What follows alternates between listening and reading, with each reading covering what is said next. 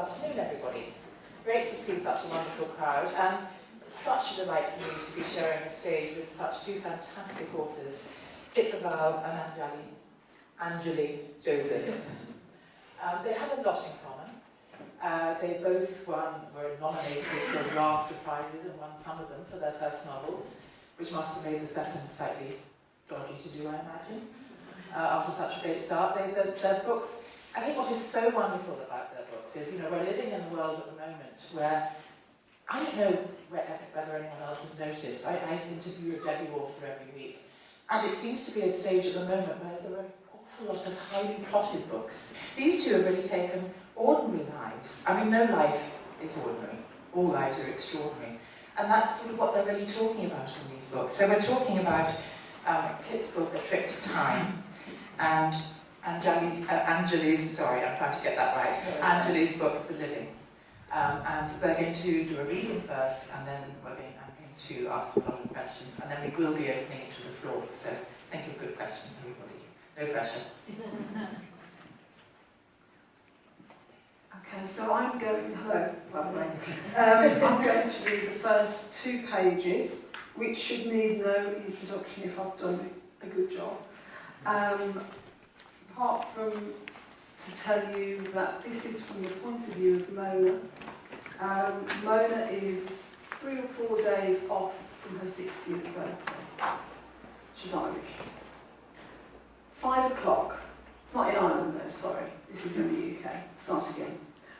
5 o'clock Monday morning. There's a purple light far out at sea. When they pulled down the old wreck of a factory between Mona's building and the next, they gave her the gift of a view.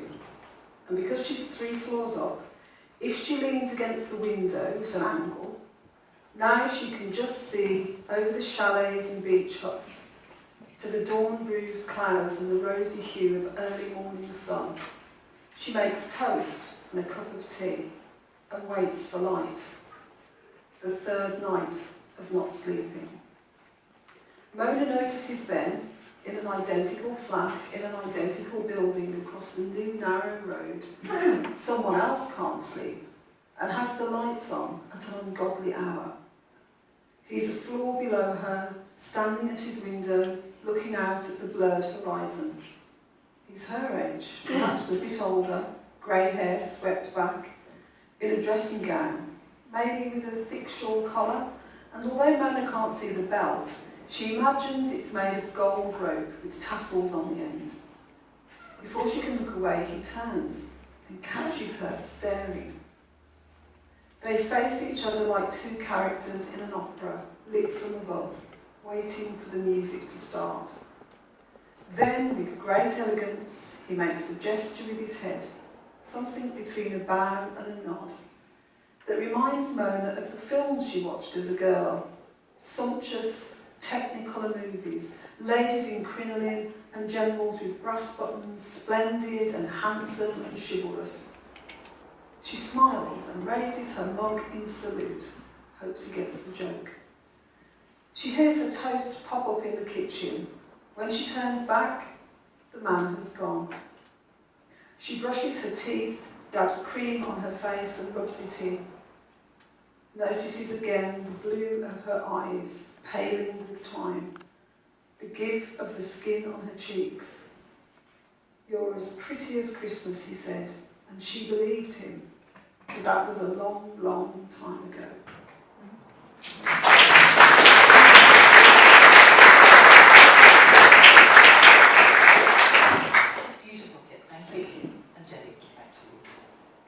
So there are 2 first-person narrators in this book, The Living, and they both make shoes. One's a 30-something woman in Norwich, in England, and the other one's a late 50-something man in a small town in India called Kolhapur, who makes handmade sandals. So I'm going to read 2 pages from the start of his bit, if you like. Is it time to go? These days I'm sure I need to, and I get up in the night and go out to the latrine. But I have difficulty beginning. There's a sense of urgency, but it will start, then stop. During these excursions, still dreaming I suppose, I believe I am at home. I'm in the house where I grew up. A boy stumbling into moonlight. In the room where I slept as a child, the walls smelled of ash and cow dung, smoky and rich. If you haven't been in a room plastered with gobar, I can't explain. It's sweet, but catches in the back of your throat. Now in the rains, the smell alters, a growing thing. My brother and I slept in a corner, his knee in my leg, my foot on his calf, his snoring. The light from the window and shadows moved near us. Sometimes we had to listen to our parents' soft noises. In the morning, he stirred earlier, unclouded. I had to be shaken awake, confused, often angry. My younger daughter-in-law tells her son, Rohan, to love his brother, to look after him. We were never told such things. When we fought, if it wasn't out of sight, we were beaten for giving trouble. When we hated each other, which was often, we still slept entangled, resenting it, my knee in his back, his bony elbow in my ribs. There was no sentiment between us, but we would have died for each other.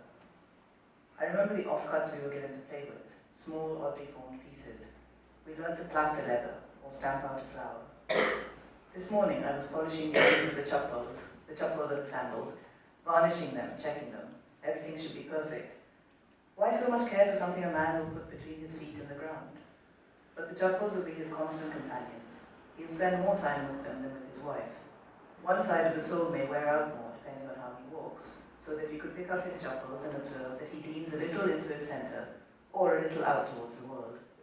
Some people walk quite evenly, but not many, I've noticed, not many. Most of us shuffle along in our own strange way, not giving it attention.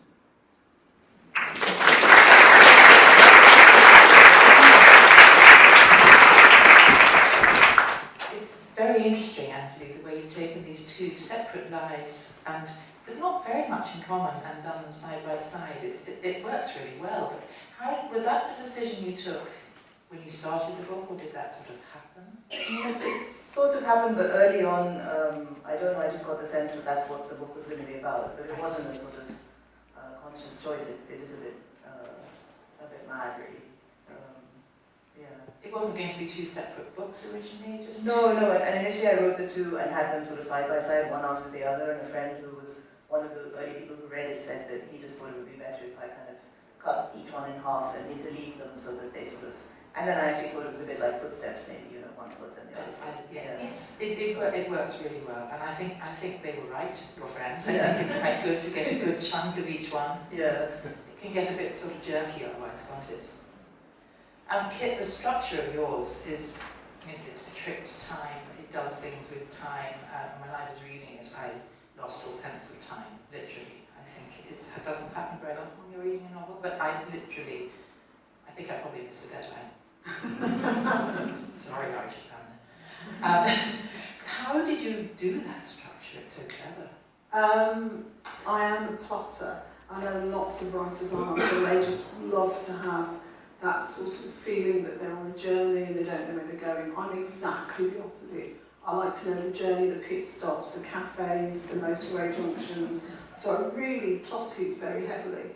But there was a point when I was writing the book where I did take the past and the present apart, just to make sure they worked as one. So I wrote, I think I was probably 3/4 of the way through, and I thought, just let me write that now to its conclusion in the past, and then write the present day. So, I mean, I sort of take a quite forensic view towards plotting. I don't look at it after I've plotted it. So I'll plot it, then I know it, and then I'll just write it out. But to me, it felt seamless. It did feel that they lived together, all the past and the present tensely. They felt very integral to me. Would you like to explain roughly who Mona really is? Yeah, sure. So Mona is, like I say, she's nearly 60. She left Ireland in 1974, bored out of a skull in Kilmore Quay in Wexford, and just thought there was excitement in England. It would be great, everyone was going, there's loads of jobs, it's a fantastic Irish community. So she left her tiny little village, went to Birmingham, fell in love, and she, at the time the book is written, she is a doll maker. She doesn't make the dolls herself, she makes the outfits that the dolls wear, and she's really meticulous. She goes to second-hand shops, she'll see a leather coat, and she'll look at that leather coat and she'll say, that could be a travelling bag for a male doll. So she'll make this travelling doll, she'll see a lace blouse and she'll make it into a lace blouse for a doll. So she's very sort of self-contained when you meet her, but she does realise, and she wants love in her life, even though she fell in love, that ended very tragically. And she thinks to herself, you know, 3 days before 60, I'm going to go for it, I'm going to meet someone. She does meet someone. And it's a bit about that relationship with the man, and also whether or not she can ever leave her tragic past behind. And the tragic past is given to us in bits, and Yes. the mystery left until the last very happy actually page. Yes. Yes. She's sort of stuck in life to a certain extent, and that is the same as Claire. Would you like to describe who Claire is? So she's a woman in her mid-30s who's working in this shoe factory in Norwich, and Norwich is a city that used to be, the shoe trade was probably the biggest industry in the city. And but by the time she's working in this shoe factory, there's one shoe factory left, and she got this job when she was, say, 17 and had a baby unexpectedly, and been chucked out by her parents and went to live with her grandmother, who also worked in the shoe factory. So she's a bit of what's the expression? Somebody who's sort of been left behind by time, in a sense. But also still living a very simple, straightforwardly working class life, which is kind of what the people who worked in the only surviving shoe factory in Norwich that I visited when I was thinking about the book, researching the book. It was sort of still like that, like in a way they were at the tail end of what had been this huge industry. There was a time when probably, I don't know, 3 out of 4 people in Norwich did work in the shoe trade, so it's just a huge thing. And I found it, because I have a male narrator and a female narrator, I found it interesting to write a female narrator who's sort of more stoical and not that discursive and not that self-indulgent, and a male narrator who's really quite self-indulgent. He is, yes. Yeah.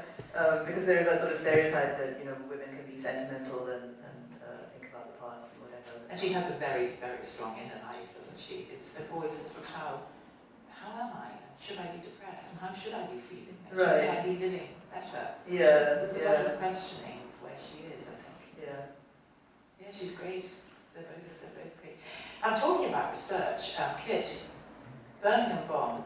Yeah. Huge.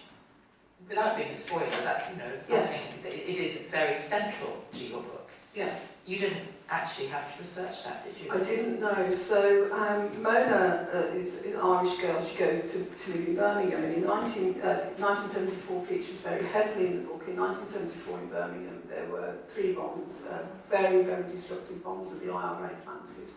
I was 14 in 1974.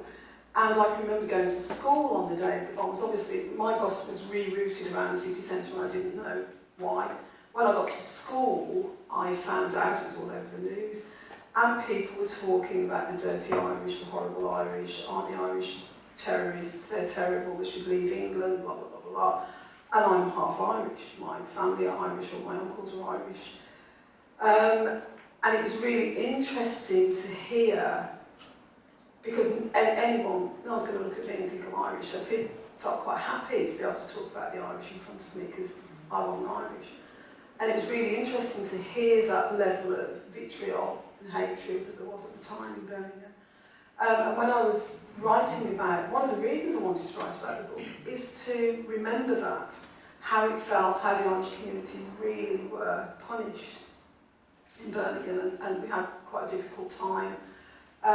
It's completely different now, but at the time it was really bad. And Mona, on the night she suffers a personal tragedy, really gets criticised and harmed by the emergency services, who just tarred every Irish person the same. No matter what your politics, no matter what you believe, no matter where you live, from the north or the south, you were Irish and that was enough.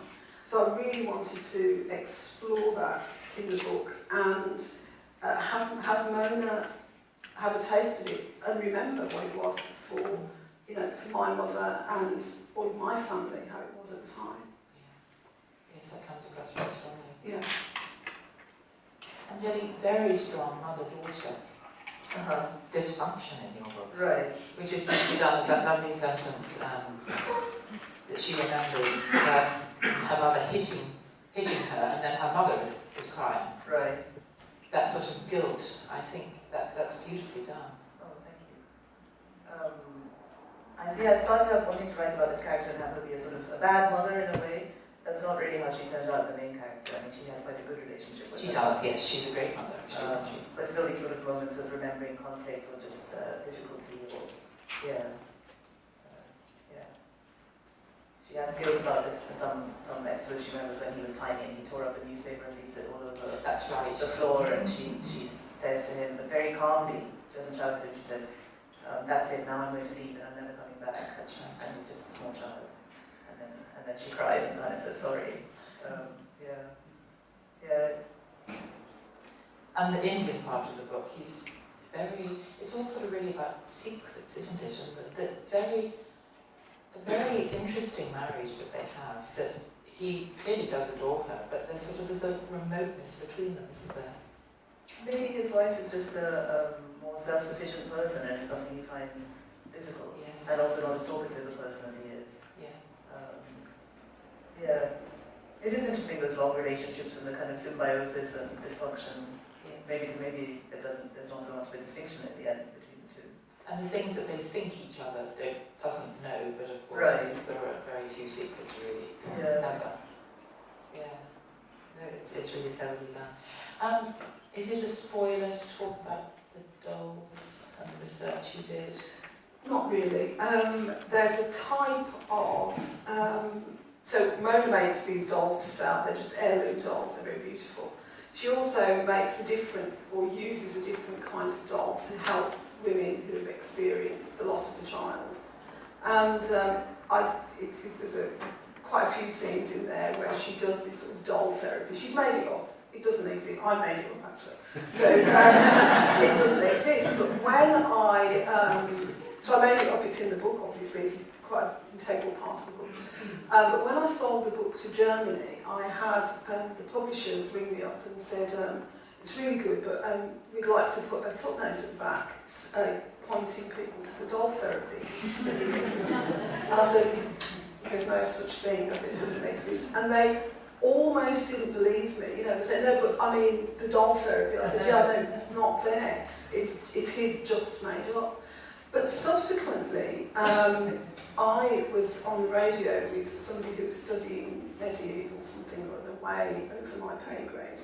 And he said that in medieval times, if someone lost a child, and the child sometimes wasn't recovered, it was a fire, it was drowned or whatever, and they would make a wax doll of the child for the people to bury in the coffin. So it probably has got its roots in some primitive community or some very enlightened community who don't just think that to lose a child, especially in stillbirth and especially in the 70s, get over it. You know, just get over it. We'll take the child away, you won't see it. And never given a chance, really, to hold the child and grieve, which you weren't given in the 70s. It's very different now, very different, and it's much better. But in the 70s, it was quite brutal. And you were just, you know, that baby was taken from you. You'd just given birth to it, it was taken from you. That was it. It was taken away. And in the book, which it happens to Mona, she experiences that, and it's very creepy to her. So she spends a lot of her life, I don't want to say too much, doing, trying to help other women experience it differently. It's not grim, and it's not creepy, and it's not mystical in any way. It's warm. It's warm, and from one woman to another. Yes, Sorry, it's that's a long answer. Yeah. And Claire, of course, she had her child, but she lost her parents in a sense through that, didn't she? Right. There was that sort of, break, which Right. she never quite managed to get over, did she? Yeah, and also I guess the sort of falling in love at 16 and being All with of this that. boy who then couldn't really deal with what happened and ran off Yes. essentially. But maybe also, I think I kind of wanted to write about somebody who, if they'd just been born in a different kind of family, would have, had a different sort of life, had more opportunities and education and stuff. But because things were the way they were, she ended up just taking the options that were available when she needed to get a job and bring up her son. But still somebody who's kind of quite, like you said, introspective and interested in things. And like Mona, rather earlier in life in her case, because she is looking for love very much, isn't she? Yeah. Well, looking for love and desire and some outside, outside thing for her life. Even in a life that might seem very, where a lot of things might be quite routine or quite repeated, And she does meet somebody, doesn't she? Damien. Yeah. And she has high hopes for him. Right, yeah. Yeah, no, it's great. You have to read it, everybody. I can't give too much praise, it's just so wonderful. Is this really true? You first read a book when you were 22 years old. Voluntarily, yeah, absolutely. Yeah. So obviously, you go to school, you've got to read books around the classroom and stuff like that. Absolutely hated. Can't tell you how much I hated it. And I was brought up in a very strict religious household, so we had to read the Bible. So I've read that about 7 times at least. But a novel, no, I didn't read anything till I was 22 or 23 possibly. What was it, do you remember? It was probably The Red Badge of Courage.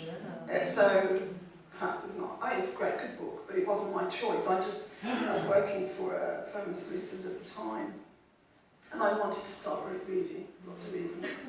So I just said to him, give me 10 books to read. And he was a military man, so I didn't know that. So he gave me The Red Badge of Courage, The Riddle of the Sands, The Seeds of Krishnapur, the other military books. But in there was Madame Bovary and Thérèse Raquin. And I read the others and I loved them. I loved them all. They were so fabulous. They were all classics. But when I got to Madame Bovary, I was like, yes. And that was it. It was the gateway drug for me. Right. But it didn't immediately lead to you becoming a writer. That took that was quite a while, 25 years later. But at which time you were foster care? Interviewing foster carers? I was trained in foster care. You were a magistrate? Yes, yeah. I've done lots of other things, and I never ever intended to be a writer. I never thought of it. There's lots of people that want to write, and they know they want to write. Yeah. And they're 7. Like, I don't know if you do. 2. 2, exactly. So there's loads of people that have that, and that's what they want to do. I was not one of those people. I wrote out of boredom and desperation for something to do with my life, and I was 14. So it wasn't that, because the first book, My Name is Leon, is about a foster boy going through care. It's wonderful. So it wasn't that you had to write about that. It wasn't that. No, it was literally out of order. Yeah, and I've written 2 books before I wrote My Name is Leon, and they were both absolutely appalling. They were really bad. One was about a Norwegian gangster, and the other one was about a moneylender from Belfast. And they weren't good. They just weren't good books. But, by the time I'd written those 2 books that didn't work, then I knew I wanted to be a writer, and it would have been impossible for me to stop then. But My Name is Leon certainly wasn't my first I think that's true of most of us. Let's talk about your writing then. So age 2. I think so. Take us through that. How do you know age 2? I don't know. I wonder, maybe I just picked it up from the people around me. There were lots of people reading a lot around me. Though I don't think that. I think You were a child where? That was in Bombay. Yeah. I don't know. It's just one of those things. You just know that that's what you wanted to do. I told you that's what I was going to do, actually. I don't know about what even wanted to. Where was I? Were you one of these writers, what I was going to say, who wrote a novel aged 7? Or No, I wrote a lot of stories, but I didn't write a novel till the first novel I wrote, that was published. The first novel that was published, was it a genuine first? Yeah, but I have written a lot of stories and things before that. And you've been a journalist? Yes. Take us through what you have been before. So I left university and I taught in Paris for a year, in a French university. I was teaching English classes, oral English classes. Yes. Then I lived in London for a few years and I did mostly sort of temping type of things. I taught some French. I became a trainee accountant, but I left that after a year because it was not very numerous and I wasn't enjoying it. I ran off back to Bombay and so I'd grown up all in England from the age of 7 onwards, and then at 24 or something I went back to Bombay and became a journalist on the Times of India. And I was doing kind of city news reporting for the next 3 years. And how helpful was that? Yeah, it was amazing. I didn't know what it was like really to live in Bombay or to live in India as an adult. I hadn't experienced that. I was tiny when I left, so I loved it. I had no money and was working 6 days a week, but it was just amazing to kind of have this education in this city that I'd been born in, which I really loved and sort of thought about a lot when I was growing up. What about for your writing? Has the journalism helped? Yeah, I think that the sort of discipline of having to produce a certain number of words and not kind of sit over something till you think it's great or whatever, definitely, for sure. And when you write, are you one of these writers who gets the first draft written fast, quickly? Do you have a shitty first draft? Yeah, I have a thing. I actually have a thing I call the proto draft, which is more like a mass of words that is around the same size as a book. But it doesn't really have that much. It sort of has the same characters maybe, but it doesn't have that much to do with what I then think of as the first proper draft, which would also be quite rough, but it's roughly the book happening. Yeah. So the proto draft you write your way into a book? Yeah, I guess so. Yeah. Which is completely different to UKIP. Yeah, very different. I know what I mean. I'm plotting my next book at the moment in my head. So do you start with the plot? No, always start with the person. So I've got the person, Dan. I know him. He's great. And now it's about populating his world, and then the plot, obviously. And I might do some little forays into first person, third person. Is it this the tone? Is that the tone? But not really very much at all until I'm ready to go. Right. And then I do a first draft. I suppose it might take 9 months. And then, of course, that's absolute crap. So then you want to rewrite it as many times as necessary before you feel it represents what you want to say. At what stage, this is to both of you, either of you, do you show it to somebody? I don't show it to anyone until I send it to my agent. Which is when you have a completed... When it's done. And when I send it to my agent, and this sounds really arrogant and I don't care, I think it's great. I don't send it going, what do you think, could you give me some help? I'm sending it to say, that is done. Don't get me wrong, I get feedback. And they might say, can you do a bit more of this, or does that chapter really work? But when I send it, I'd be happy for them to put a wrapper on it and send it to Waterstones. I mean, it's the level of confidence I need to have to send it anywhere. Do you know what I mean? I don't send it out thinking it's maybe good enough. I think it's good enough. Obviously it isn't, but I have to feel that I own it completely and that it's done. It's finished. Has that got any better, that feeling? No. It's never got any better, and I'm petrified about starting my next book. I just think, maybe I can't do it again. Is it this thing of comparing your first draft to the finished product? Does that happen to you? I've heard a lot of people saying, how did I ever do it? I won't do it again, because they're comparing that first mess to what the finished thing was of the last one. I mean, do you have problems starting off? I mean, how is it for you? Do you show people?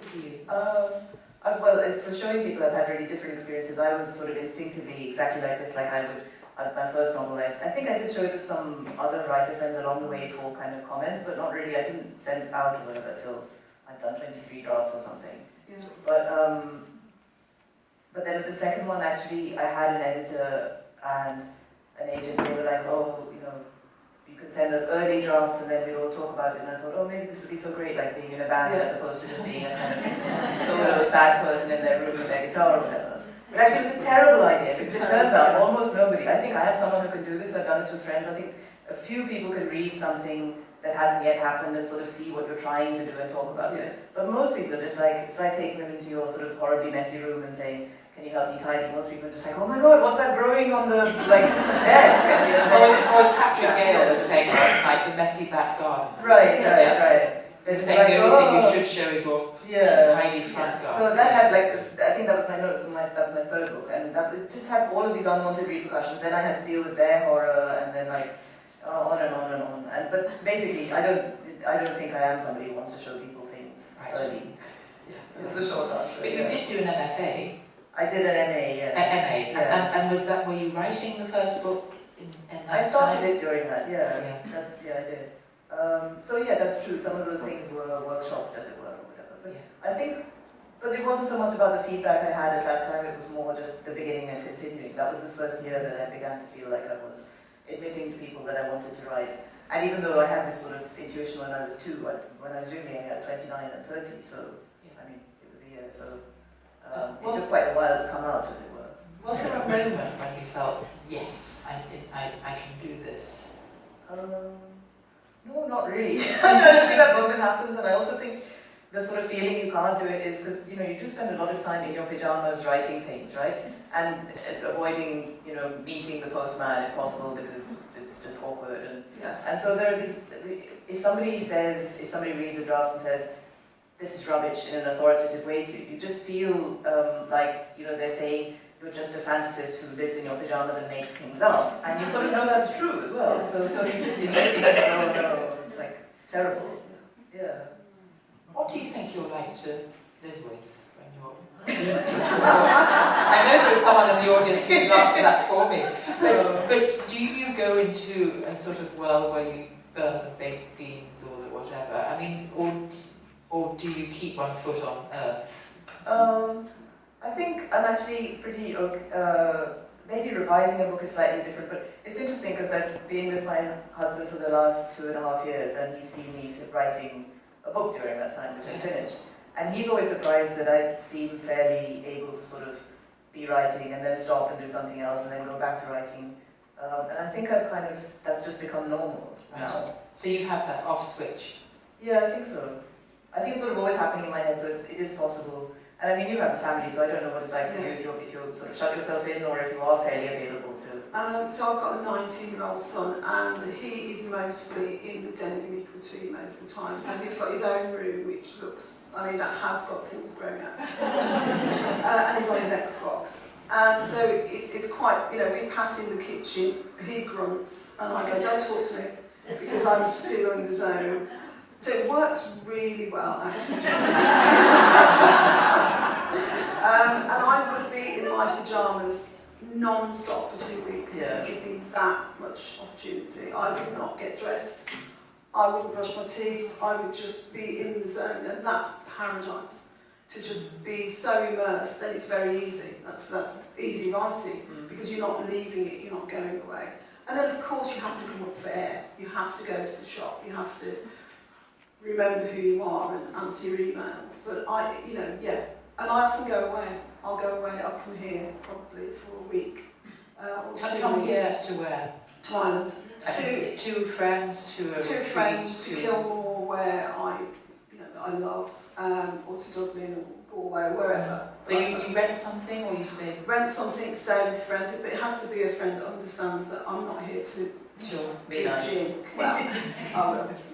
But I won't drink too much gin, and it would be nice, don't expect to see me. It's actually better if I'm not staying with someone, because you feel obliged if you're a guest to not just walk away from your plate and just go, see ya, I'm going to write. Although I have got friends that are writers that understand that, and they won't let me. You're not supposed to be talking to me, go and write. So it's great. People that understand, really great. Anjali, what about you? Do you do all your writing at home? Are you a go-to-retreat person? I've been on one residence here, actually, with the lovely Denise Woods, who's here in the audience. That's where we met. Yes, I kind of knew that, which is why I asked the question. But to be honest, I don't know if I'm really... It's when I'm writing a first draft, I don't really write that much. I think I write for an hour or two a day on a good day, maybe half an hour on a less good day. So I'm always doing other things, teaching and other work and stuff. Yes, sure. So it must be quite a juggle. So the question I asked you about is your head there. You have to get your head out all the time to switch into the other things. But I find if you are writing every day, even if not for very long, then it's kind of your head actually is there even while you do the other things.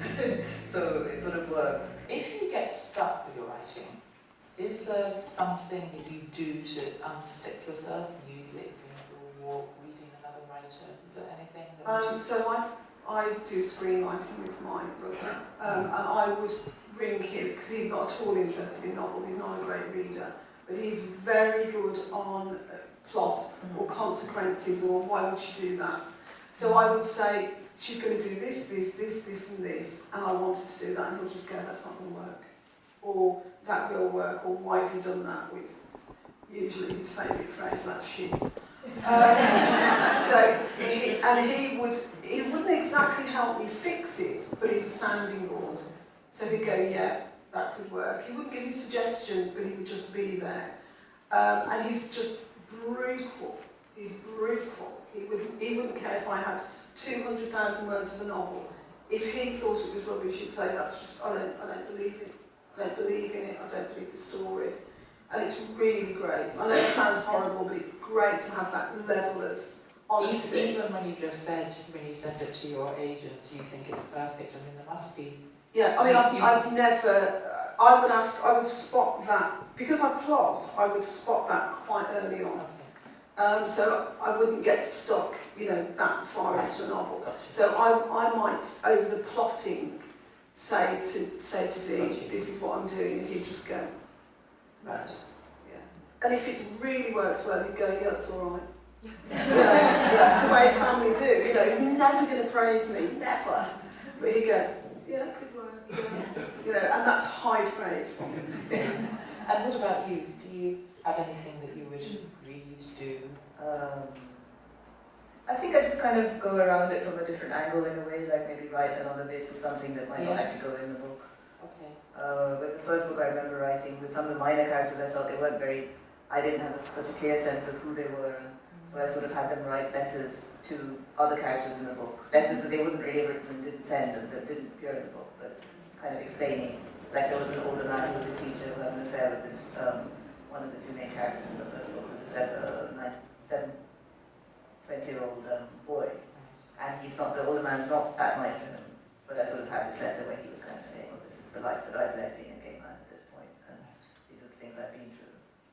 And it didn't really appear anywhere, but it just made me feel that I had more of a sense of who he was. So the first book comes out in both cases, lauded by the critics, and you've been writing that one book with no expectation, really.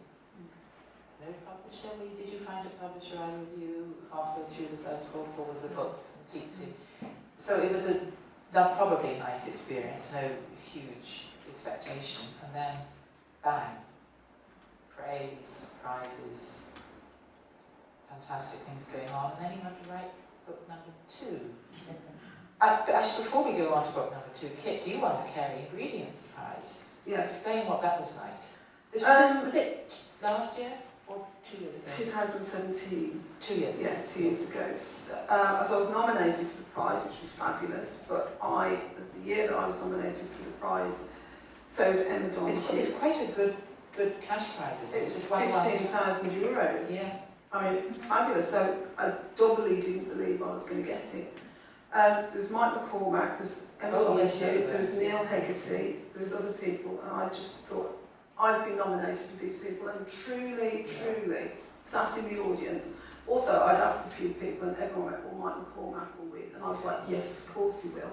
So I sat in the audience. When people say you didn't think we were going to win, I really didn't think I was going to win. And I had nothing prepared. Nothing, not a word, because I knew I wasn't going to win. So when they called me, I didn't know what to do, and I literally hadn't prepared anything. So I got on the stage, which was a bit like this, stepped on the stage, took the cheque and sat down. It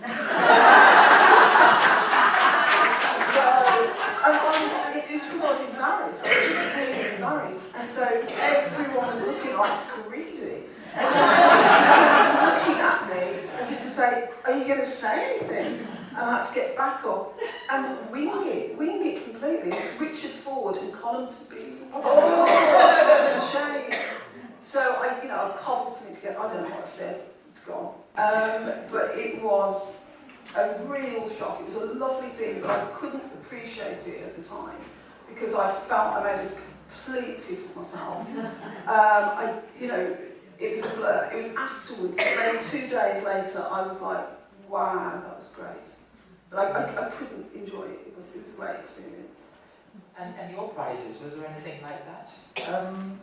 It depends on the prize, right, how it's organised, but most of them now there is a sort of Oscar-style ceremony or something, which is pretty strange for a writer. Are you told that you've won before that ceremony? I won the Betty Trust Prize, and that isn't that kind of prize. There's no short list, and so I did get told. So that was really great. Also, that was the first novel prize, and then I was up for the Desmond Elliot, which is another first novel prize. And I just assumed that I wouldn't win another first novel prize, partly because I think they're meant to sort of help you get to writing a second novel. I had a sort of related experience with the Desmond Elliot where I really didn't think I was going to win, actually, and I was kind of late for the ceremony, and then I did win. I was pretty surprised. But it was the only moment in my life where I went into the bank to put these 2 checks in, and they were like, "Oh, come into this special room. Would you like a business account?" And I was like, "This isn't normal." Exactly right. And then you had to sit down and write the second, or had you? I think, Kit, you'd already written it. No, I hadn't, but so when I sold My Name is Leon, it didn't come out for 1.5 years, so I had no idea it was going to be well received. I had no idea I was going to win any awards. So I wrote my second one in complete anonymity, no expectations on me at all, so it was great from that point of view. So in fact, the book you were writing at the moment, you're having second book itis? Well, I wrote Becoming Dinah, which is just come out. That's we must talk about that in a second. Yes. So I'm writing my fifth at the moment, and pressure's immense. What about you? Had you started a second? Yeah, I think I must have started the second by the time the first. No, maybe not the first. When the prizes had come. Yeah, because that was a year later, definitely. Yes, yeah. I don't know, I always feel nervous because I don't think any of the things I've written is an obvious continuation of the previous thing at all. So I always feel like I'm trying to do a new thing that I probably can't do. So I don't... Yes. Is that very... the 2 of you are the same on that, obviously, but is it important to you? I mean, do you see your writing as a sort of career of writing something new each time? Is that something you're trying to do? No, to strive, or it's something just arises for me. I don't know how. So it wouldn't be a conscious thing, I've got to write something different, or... No, but I think, like you, I would feel, can I do this? My next novel, the one I'm plotting at the moment, I do feel it's just beyond my talent, beyond my ability, that I have to really reach for it and work really hard to do justice. Yeah, it doesn't feel like, hey, I'm going to knock out another My Name is Leon, which I couldn't do anyway, even if I wanted to. But no, never feels easy. Never feels like, I've got this down. Yeah. And teaching, helping the next generation, you teach. Yeah. Is that an important thing to you? Do you think it's important to hand on knowledge to new writers? I don't think of myself exactly as doing that, but I think I had some really nice experiences with teachers in school and onwards. So it's a relationship, a type of relationship that I've always really valued. And I also think that the nice thing for me about teaching is that when I read other people's work, I have a sort of sense of compassion, but also workability. I kind of think, okay, I see what you want to do, and I see how this can happen. Yes. And it's really nice to go into that space regularly, because when I'm revising my own work, there are times where I just think, oh, this is crap, isn't it? Like, throw it away, and then you can at least access that sort of space that you're in when you work with someone else's stuff and think, oh, maybe it's not complete rubbish, and something can come out of it. Because Kit, you have very consciously helped working class writers, haven't you? Yes. In 2 ways. You give us a bursary. Scholarship. The scholarship. Yeah. Would you like to talk about that? Sure. And about the new book. So when I got my advance from Penguin, which was a lot of money, it's no secret, I gave some money to Birkbeck University in London to set up a scholarship for a disadvantaged writer, someone that came from a background like mine, which was poor, not necessarily immigrant, but just from a poor, marginalised background. And I gave enough money for fees and some subsistence and some travel, because although it was in London, I didn't want it to only be for people from London, so that you could travel in from quite a way to get to this course. I gave that, but lots of other people also donated other stuff. So in the end, we were able to offer 2 full bursaries for the scholarship. And also, most recently, I have edited a crowdfunded book called Common People, which is 30 memoirs of people from a working class background, some really well-known writers like Lisa McInerney, Damien Barr, and lots of well-known people. But for every well-known working class writer, we also got, I also commissioned a story from a complete unknown working class writer, and they are sort of sitting side by side in this anthology called Common People.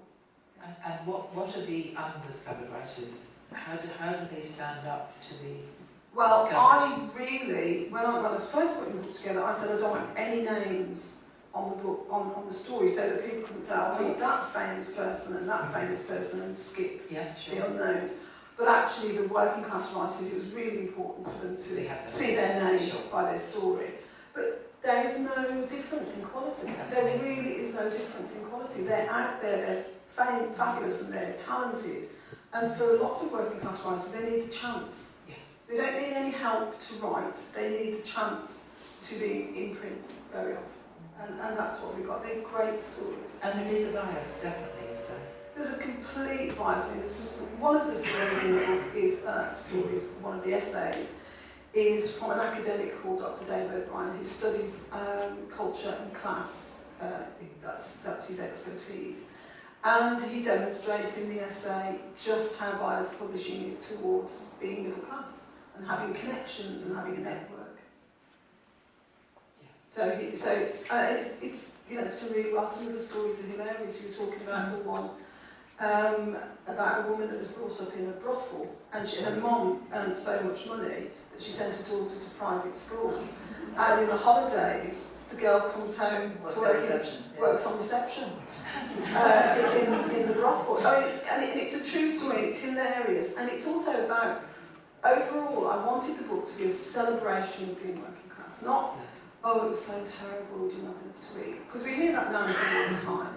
And there's so many good things, and so much resilience and humour and solidarity about being working class. So I wanted the stories to be positive stories of being working class, not the doom and gloom that people associate with being working class all the time. And you've written a YA book? I've written a young adult novel, my first, which is a feminist retelling of Moby Dick. And that's about now? Yeah, it's out now. It's Moby Dick without the Dick, I shouldn't say. Someone said that to me, so I'm just passing it on. So yes, it's out. It was out last week. Brilliant. And we can expect another novel? So next year, a book of short stories is coming out, and it's called Supporting Cast. And it's all the B characters, not all, most of the B characters from My Name is Leon, and from The Trip to Time, and it's their backstory. Oh, how wonderful. So pestilence and famine is in there, Absolutely. and Tufty, and lots of people. Brilliant. And your novel, when can we expect to see that? I hope it's going to come out next year. The Great. novel, yeah. Lovely. Ambition. Achieved so much, both of you. Do you have one outstanding writing ambition? Or any ambition? Oh gosh, I don't When know. I asked Joseph Connor that the other day, he said to take off a stone in a week. Mine definitely would be to live by the sea. That's my Yeah. ambition. Yeah. That should be achievable. Yeah, I hope so. When the son leaves home, I'll sell that flat so fast so he can't come back. I've just discovered I can run to a swim at home. I've only just discovered it after living in the same place for 20 years. Wow. So, Great. so exciting. Best way to start a Monday. What about you? Ambition. Well, it's funny you should say that actually, because I grew up initially near the sea, and yeah, my husband and I have been talking about maybe retiring to the west of Ireland, but slightly earlier than people generally retire. Oh, Yeah. the sea. Oh, that's Yeah. You might end up And next knocking door up to each each other. In our pyjamas today. Yes. Okay, we'll open it up to the floor now. Do we have a roving mic? Hello, Anjali. Hello. Again.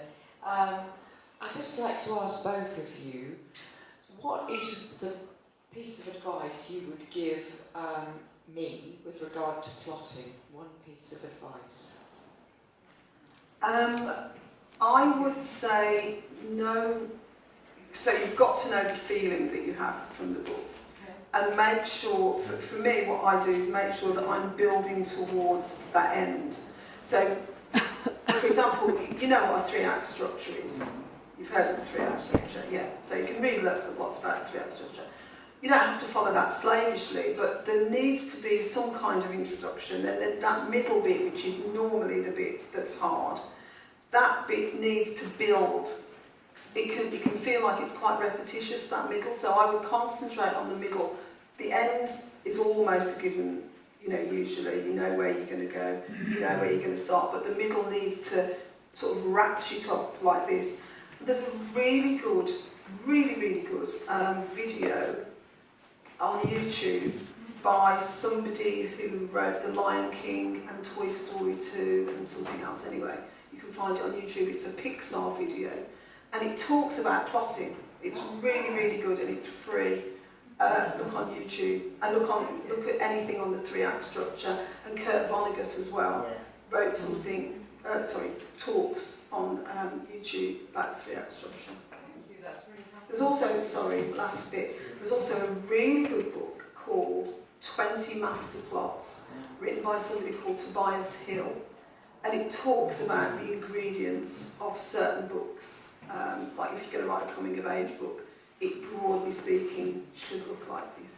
I would never say follow it slavishly, but if you're just trying to get to grips with plotting, they're good things, good resources. 20 Master Plots. 20 Master Plots by Tobias Hill, I think his name is. Thank you. I think that's amazing advice. I also think it's good to remember that if you're not somebody who's that interested in plot or not that interested in events, it's nice to think about the shape of the story, and so maybe it's more like music there. It is the sort of sense of reaching a climax and then having the theme kind of finish and come back and join up with the end. So a film that I really like by the Coen brothers, Inside Llewyn Davis. It's a really lovely film about a young folk singer, and the sort of twist is that he's a young folk singer in America just before Bob Dylan breaks on the scene.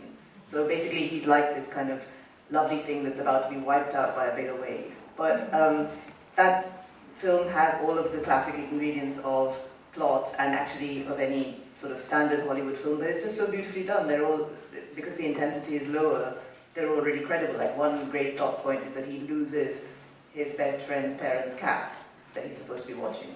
So it can be, you can deviate from it. I mean, even somebody who's writing things as plotless as the things that I write, I do think about structure. Yeah. Maybe not at exactly the same stage as Kit, but I do think about that sense of shape and sort of emotional fulfillment, if you like. Yeah. I think that's important. Yeah. Also, I would also say don't feel under pressure to plot. You might not be a plotter, and there's lots of great writers that aren't. If you don't force yourself to plot. It works for me. It doesn't work for lots of other people. So just work out what kind of writer you are. It's much more important to be true to your process than to say, oh, she plots and it works, I'll do it that way, because it might not work for you. Thank you so much. That's very helpful. Yes. Hi there, I had a question, but now I'm interested in pestilence and famine. I'm wondering, is there going to be a follow-up just on them, I could so easily do that. That would be great. I'm really interested, I haven't read your book, but I was just interested in what you said about that kind of representation of straightforwardly working class lives. And one of the things that I really liked about The Drift of Time was the attention to the craft of making things with your hands, whether it's woodworking or sewing or looking for material. I grew up in a house where both my parents did that. And I gather from the little bit that you read that the shoemaking factory has a kind of similar thing. So I'm kind of curious about, in a way, maybe just representing people who aren't always represented, whether that's women about to turn 60 or whether it's people who work with their hands, and how important that was to you, but also about about the research that goes into, I mean, certainly for somebody like me who doesn't work with my hands, but my parents did, I probably have to do a fair bit of work to find out how some of those things were done now. So just curious about maybe some of your process and research. YouTube. I watched lots of carpenters. I spoke to 3 carpenters for the trip to time, and I watched videos of. In fact, some people here might know it. There's a program, Irish program, and it was about artisans around. It was in the 60s, artisans around Ireland. I watched hours of that, and so I forget what I'm supposed to be doing. I'd be watching a blacksmith. I'm supposed to be watching carpenters. And I spoke to midwives, and I spoke to seamstresses. I knit a lot, so I knew a little bit about the thing. But YouTube is great. You don't always have to get up and go there. I wrote a story once called "The Old Man and the Suit" about Taylor. Hours and hours on YouTube, listening to first-hand accounts of tailors and what they thought of their work, carpenters and what they thought of their work. And I once did a workshop where I said, YouTube, there's nothing you can't find on YouTube. And someone put their hand up and said, well, give us an example. So I had to think on the spot, and I said, hedgehog racing. And there and then, somebody got their phone out on YouTube, hedgehog racing. There is hedgehog racing. There's nothing that you can't find on YouTube. So that's my research. That's what I do.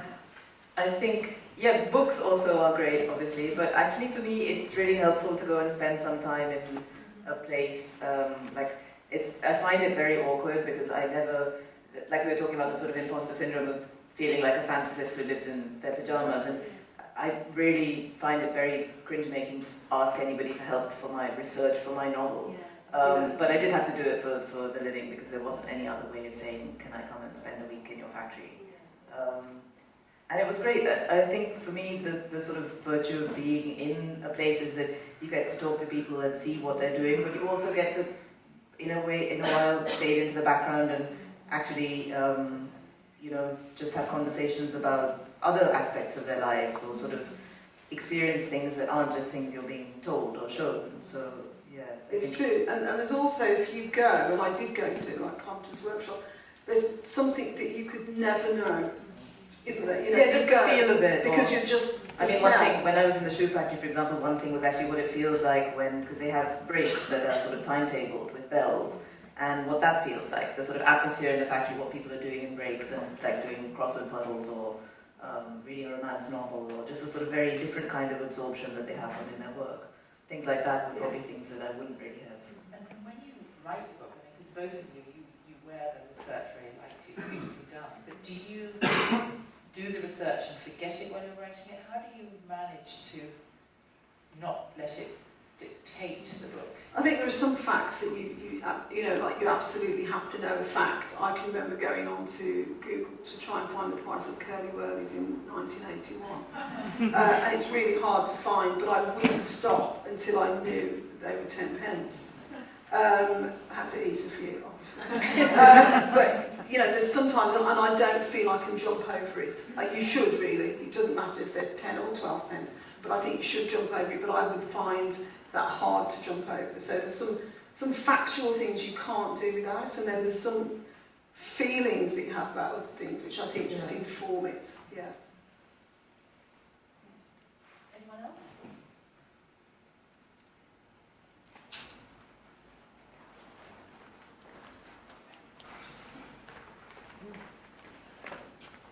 Hi, it's a question for Kit. I read both your books and really enjoyed them, and you said that you had lived in Birmingham and had that experience. So how did you come about with the experience in My Name is Leon and the foster care? So my mother was a foster carer and a childminder, and when I was, I can't remember, 20, maybe 30, I started working for social services, and my job in social services, so the social services I worked for was at the junction of 4 motorways, and where you get the junction of motorways, you get a lot of unaccompanied asylum-seeking children that are dumped at the motorway service station, and they go into foster care. So my job was to train foster carers how to look after children that were traumatised and blah, blah, blah, traumatised, different language, different religion, very often abused in some way. PTSD, a lot of them had. So I used to train foster carers, and I worked on the adoption panel. The adoption panel is the panel that decides which children should be adopted and which children should go back to their parents. And I've got 2 adopted children as well. And I was a magistrate and family courts for a while. So all of that, I mean, I wrote Leon out of desperation because I couldn't write any more crime novels because clearly they weren't working. So it was no research for that book. I have to say there was no research. That was really from the guts and my experience as a mom and a human being. Yeah. Thank you. I'm really interested in young adult fiction, and I think it's interesting when people who've written for adults or have been marketed at adults then write a children's book or a young adult fiction book. Is there a difference in the process of finding the voice or the ethics of doing that for you? It's probably the most scary thing I've ever done because there's nothing worse than a disgruntled teenager. So I was really worried about it, and definitely there's a difference in process. I think you have to jump in much quicker. I think, the beginning of my Tricks Time was quite gentle beginning, really. And I hadn't read much young adult fiction, so I was really feeling my way through, and all the time kept asking myself, what would my children think of this book if I was writing it, and to be very direct, to be very specific, and it's so not easier. It is not easier than writing an adult novel at all. It's a different process, it's a different audience, but there's nothing, you often hear people say, oh, I can write a children's book, and it's such an injustice to children's writers and to children to think that you are in any way dumbing down or immediately qualified to speak to them. It's a great privilege to talk to young people and never be condescending to them. I mean, that was the message I got really from the process. We've got time for one more question, I think, for everybody. 2, we will do the 2. Kit, the fact that you didn't read for pleasure much growing up and you were in your 20s before you read, do you think that has made a difference to you as a writer? It's just such an unusual thing. Most writers are so voracious readers. I don't know, because I don't know the alternative, really. I think I love books, and I've never been put off reading. I mean, I was put off reading as a child, but my education in reading has been completely driven by me. I've never read a book, or I've never, certainly for like 20 years, I didn't read a book that someone said, you should be reading that, and you should read this, and you must read that. I was reading what I wanted to read, and I think it just left me with such a love of book, and also maybe just an idea of what works. I've thrown books across the room, great works of art that people really rate, and I've just thought, I don't get it. Like North, I think it's in North and South by Elizabeth Gaskell, if that's the one. And it was, the whole book was, he kissed her in the end. I was like, is that it? He kissed her in the end. I didn't get it because it wasn't my style of book. So I write what I love, I suppose, and I love lots of books. But I don't think that's just me. That's lots of writers. Is that for you? What did I do? Did you just write what you love? Write what you... I don't know how much what I write is really what I love, but I definitely have certain loves when I'm reading. I think there is that process of for me, when I was a child, I always finished everything. I think it's just like hearing someone out sort of thing. Yes. And there is a certain point. Do you still do that? No, I don't. No. I don't. And I also leave the cinema if I'm bored. I mean, Yeah, it's like, absolutely. Yeah. Life's too short. Yeah.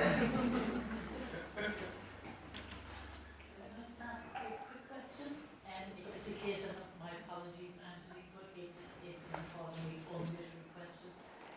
How do you rate Lee Murphy's dummy accent on people? So good. It's the only one in that whole programme that's got it right.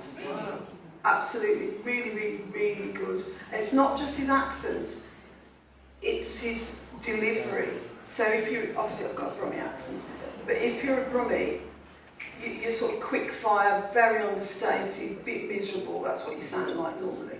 And he's got that perfectly. The others set my teeth on edge, but he's great, yeah. If anyone knows him, he's Another one last question. Killian Murphy. Sorry. Anjali, you said earlier that you had maybe 23 drafts. And also, Kit, when you were talking about writing, it sounds like you're writing and rewriting and rewriting.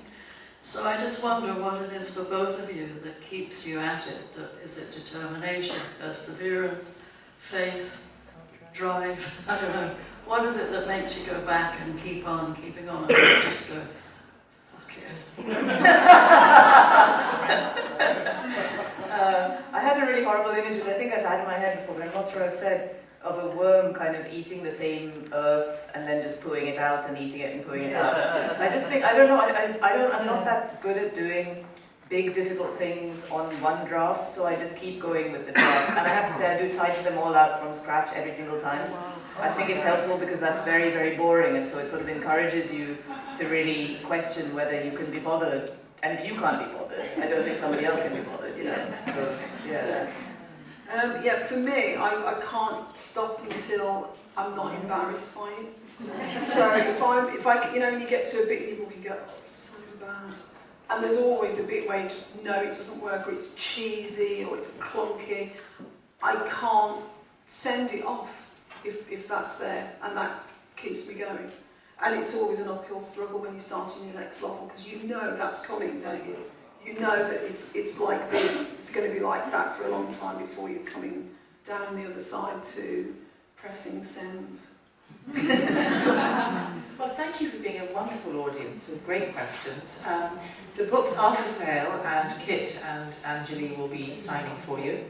And thank you very much for this fantastic